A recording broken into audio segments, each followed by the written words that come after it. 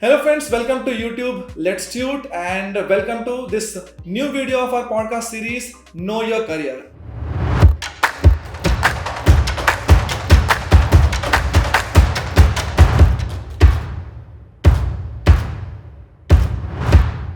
I am Keshwantanika, your mentor, and today we are coming up with a new topic, sports management. And today we have Siddharth Sabapati, and he is Sporco Sports co-founder, and he is here to help us understand what is sports management and what all things you can pursue as a career. Am I right? Absolutely right. Pleasure to be here, and I think it's wonderful to interact with the viewers here and talk to them about the innumerable opportunities and possibilities that you can make as a career in sport apart from playing sport. See, students, I want to tell you that he himself is a sports manager, right? And he has worked as sports manager in different leagues also, correct? So today's topic, as you know, we are talking about sports management. So please give us some idea about sports management. What is it exactly? So, again, when you talk about sports management, there are a lot of opportunities that are there in sports these days, apart from what we see on the field. So, everyone talks about sports, everyone thinks about, being a cricketer, for example, being a footballer, being a tennis player, being a table tennis player, a hockey player. Apart from playing, there are also many opportunities for people who want to pursue a career in sports or aspire to become something in sports. Now, what are those opportunities is what we want to talk and enlighten our viewers about today. So talking about the various career opportunities in sports, starting off with the off-field opportunities. Let's start off with what apart from a player can you become. So for starters, you can become a coach. So how do you become a coach? So you can do a license course which is given by the federation. So for example, if you want to become a football coach, you can go to your closest association or federation which governs the sport. In our city or in our place where we come from Mumbai, there is the Mumbai Football Association. Likewise, wherever you come from, there are different association which governs the sport, and you can go and complete your licensing course in sports, in coaching. Likewise, for other sports as well, you can go to your particular association or you can check online and do a particular coaching license course. With that coaching license course, what can you do? You can start coaching in an academy, in a school. If you are doing really good coaching, you can continue utilizing it or pursuing it as a career and then start coaching at the highest level. So that is one option. For starters, coaching is the first option, which is again a very, very important and vital component of sports. Then you talk about being a physio. So you can talk about being an orthopedic surgeon, being a physio, again from the science aspects, the sports science, which is such a big role today. We see so many players getting injured, having an ACL tear, having some sort of another issue. So being a sports physio is also something that you could look and you can pursue. How can you be a sports physio? Again, look up on the internet, apply for a particular course. You will have to do your BSc, you will have to do your specialization into medicine, again in terms of sports medicine, whatever you want to do, and you can become a physio. So you can look at making career as a sports physio. Of course, physical education teacher, PT teacher, for example, today also commands a lot of respect and money as compared to what it was before. Because before in this, when you talk about 2000s and the early 90s and even before that, PT teacher wasn't respected that much, but today is a very, very important component of a school. So being a PT teacher is one. You can do your BP Ed, MP Ed, you can become a PT teacher. That's number 3. Number 4, you can get into sports management, which is more about, you could be a sports marketing agent. You can talk about being a player representation. You can manage a player. You can be a representative, an agent for a player. You can be a marketing head, for example, an assistant marketing head, in terms of ensuring that you fulfill the deliverables for sponsorship. You talk about, for example, say a club acquires sponsorship from a brand. You ensure that that a branding is done on the ground in terms of the in-stadia branding, in terms of banners being put up, hoardings being put up, what is going to go on the social media. Again, digital media management is another role. So there is a wide array of roles. We spoke about coaching, we spoke about being a PE teacher, we spoke about being a physio, we spoke about being a sports marketing person, we spoke about being a person in terms of being a assistant coach, for example, also another option. Again, you're talking about things like working as an operations person. So you're talking about something, for example, in terms of ensuring logistics are done right. You're seeing matches are happening in different locations.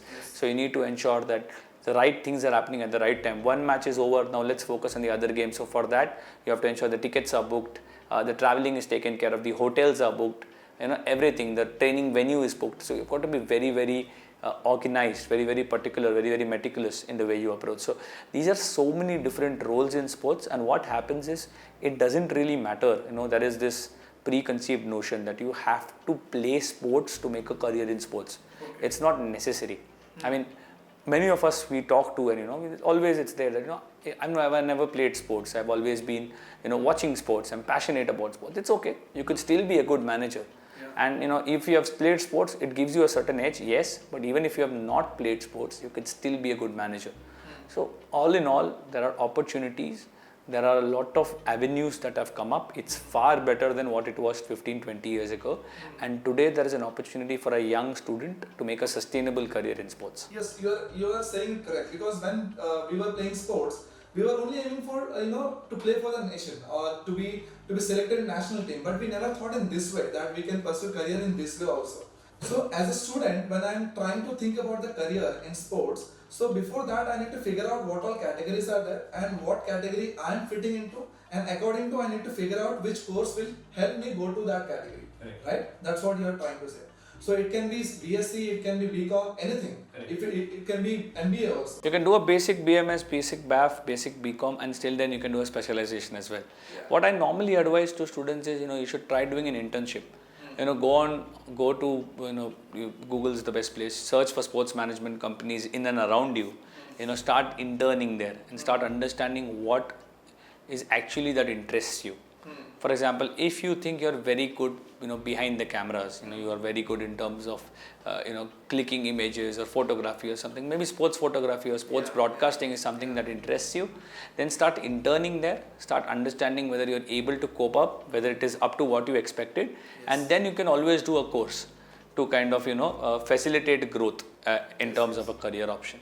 So that's what I normally advise people to do, because, for example, even in my own career, I worked first in a sports management company for a year or two. Okay. I understood whether I'm actually enjoying this or not, whether this is what I really want to do. Yeah. Once I felt, this is something that is exciting, this is something that I wanted to do, then I ended up doing, then I ended up studying sports management. Yes.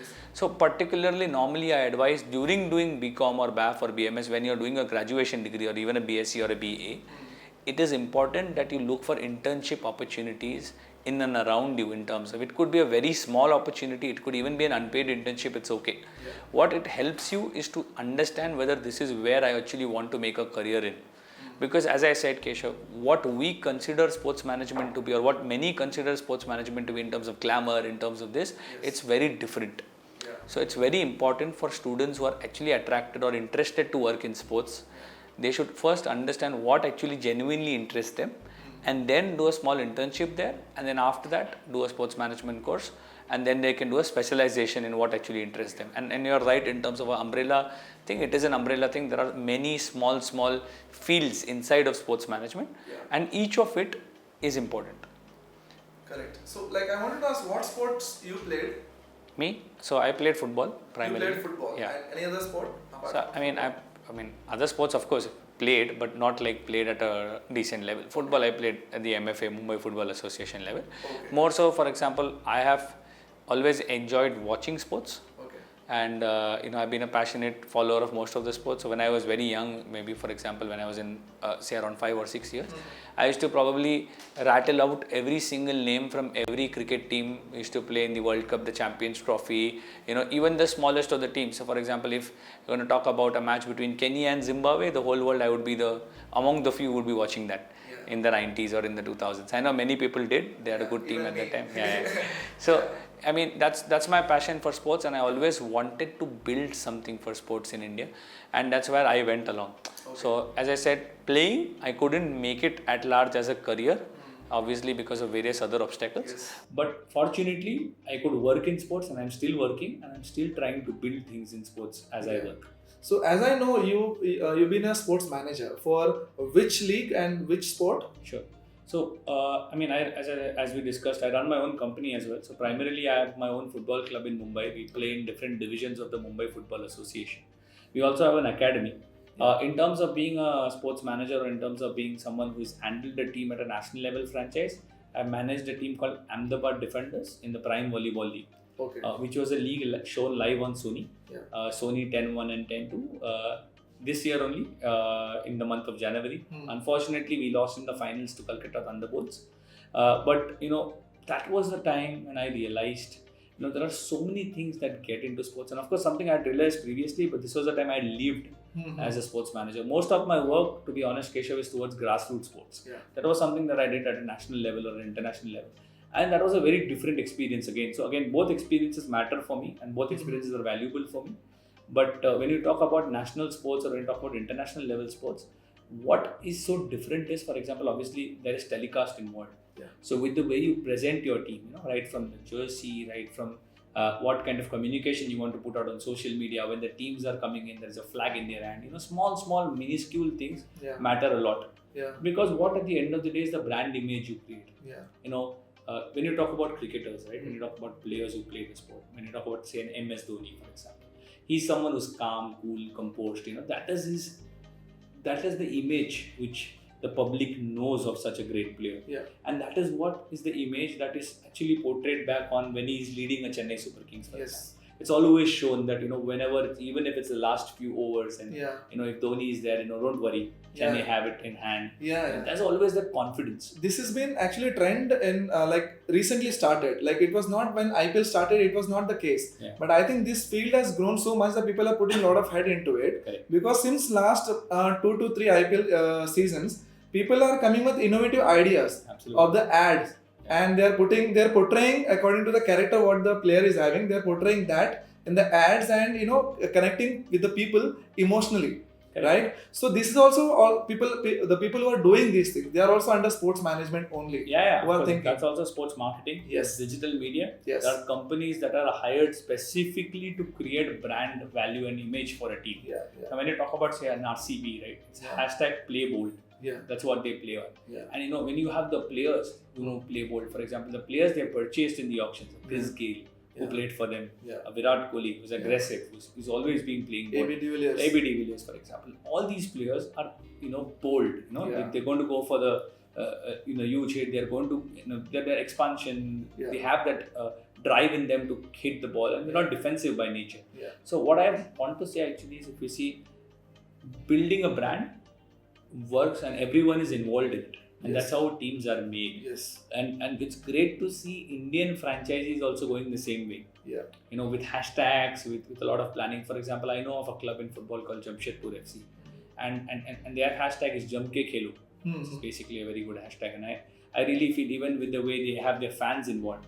So also there's a lot of community work that also comes into sports. When you talk about owning a team, it's just not owning a team, but also answerable to the community that is around you.